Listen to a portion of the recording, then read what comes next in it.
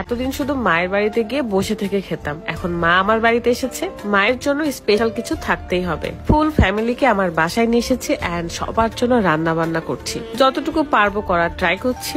বাড়ি ভর্তি সব আমার আপন মানুষ, তাদেরকে কিভাবে আপ্যায়ন করলাম সেটাই আপনাদের এই ভিডিওতে দেখাবো।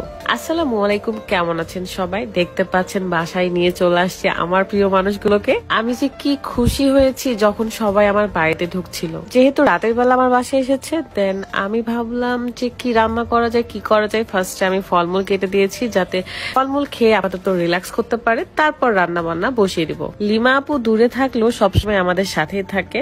এই যে শম্পা ম্যাডাম পহেলা বৈশাখে শাড়ি পরে ঘুরে তারপরে বাসায় আসছে। সবাইকে আমার সাথে নিয়ে থাকতে অনেক ভালো লাগে, আর কেউ যখন না থাকে তখন খুব একা লাগে। শর্টকাট রান্না করা যেটা, সেটা হলো বিরিয়ানি। বিরিয়ানির সাথে মাছ ভাজা, ডিম, মাংস এগুলো করে রাতের খাবার দিয়েছিলাম। দেন সকাল হতে না হতে সবার জন্য আমাকে অর্গানিক স্লিমিং টি বানাবো। যখন মায়ের বাড়িতে যাই তখন এক গাদা খাবার খাওয়ায় আমাকে হেলদি বানানোর ট্রাই করে, বাট আমি তো হেলদি হব না, কারণ আমার সাথে আছে অর্গানিক স্লিমিং টি। আমি যেরকম সকাল আর রাতে খালি পেটে খাই, তাই সকালে উঠে মেহমানদেরকেও আমি স্লিমিং টি দেবো। যারা ওজন কমাতে চায় তাদেরকে দিব। যেহেতু সকাল এবং রাত্রে খালি পেটে খেতে হয়, তাই সবার প্রথমে চা বানাতে চলে আসলাম। আর এটা বানানো অনেক সহজ। ফুটন্ত গরম পানিতে পরিমাণ মতন চা নিয়ে 3-4 মিনিট ফুটিয়ে নিলেই হয়ে যায়। চায়ের স্মেলটা অনেকটাই মশলা চায়ের মতো। যারা ঘরে বসে খুব সহজে ওজন কমাতে চান, তারা কিন্তু সকাল এবং রাত্রে খালি পেটে চাটা খেতে পারেন। সবাই খেতে পারবে, 15+ বয়সী সব ধরনের ছেলে মেয়েরাই, শুধু প্রেগনেন্ট আপুরা বাদ দিয়ে।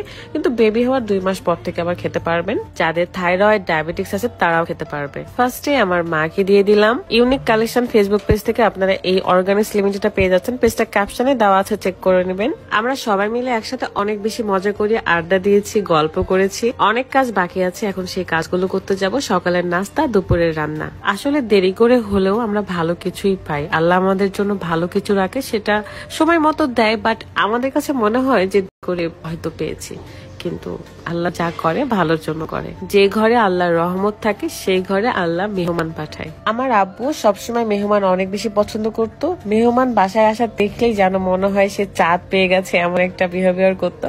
তো তার থেকে হয়তো আমার এই শিক্ষাটা পাওয়া, আমি অনেক বেশি খুশি হয়ে যাই। যাই হোক, এখন আমরা রান্না বান্না করব। আমি, আমার তৃষা বান্ধবী, মন আপু সবাই মিলে একসাথে রান্না বান্না করতেছিলাম, যাতে খুব দ্রুত করতে পারি এন্ড খাবারের সময়টা যাতে চলে না যায়। তারপরে মাঝে মাঝে একটু দেরি হয়ে যাচ্ছিল। এখন আমি গলদা চিংড়ি গুলো ভালো করে পরিষ্কার করে নিব এবং রান্না করে ফেলবো। আজকে মালাই গলদা চিংড়ি করবো ভাবতেছি। পারফেক্ট ভাবে চিংড়ি মালাইকারি করতে পারি না, তারপরও তৃষা আমাকে হেল্প করতেছিল। সবাই অনেক প্রশংসা করেছে, এই রান্নাটা নাকি অনেক ভালো হয়েছে। সব ফুটেজ আসলে সেভাবে নেওয়া হয় নাই, তো ভাত, মাংস, ভাজি, বেগুন ভাজি সবকিছু ছিল।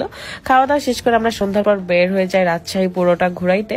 আমি 3টা রিক্সা রিজার্ভ নিয়েছিলাম ঘন্টা ধরে ঘোরাফেরার জন্য। আর আমাদের রাজশাহী তো একটা ব্র্যান্ড, আর ব্র্যান্ড দেখতে সবারই ভালো লাগে, সবাই অনেক খুশি ছিল। ঘন্টা ধরে রিক্সা ঘোরার এই প্ল্যানিংটা তৃষার কাছ থেকে শুনেছিলাম এন্ড তার কাছ থেকে এই ঘোরাফেরার একটা অভ্যাস হয়েছে।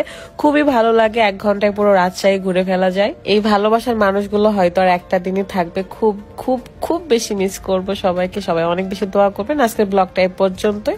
সবার সাথে নেক্সট ভিডিওতে দেখা হয়ে যাবে। আল্লাহ হাফেজ।